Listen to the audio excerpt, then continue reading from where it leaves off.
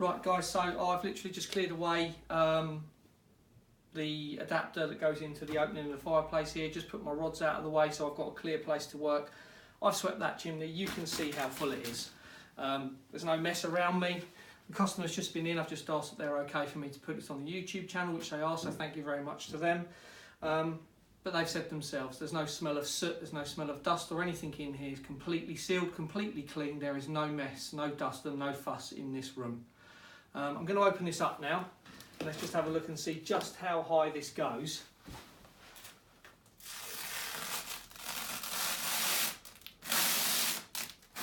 Come in if you want to come in, Darren, with the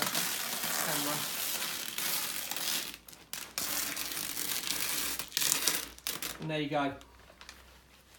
With this system, we can just tape that back over there. That's sealed everything into the fireplace now for me to have a good look around in there, see what's actually in the debris.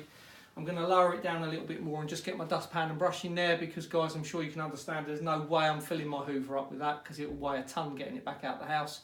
So this lot's going in with a dustpan and brush into a rubble bag. But that's a Sweepseal system for you. You can see how well it's held that lot back. I've had questions about soot bombs coming down chimneys and whether or not it will pull away from the fireplace. Hopefully this is a good demonstration for you that this stuff works and it does exactly what we say it does. So thank you very much for watching. Any questions, as usual, please get hold of me through the usual channels or go to the sweepseal.com site where you can order the kit. Thanks very much, guys.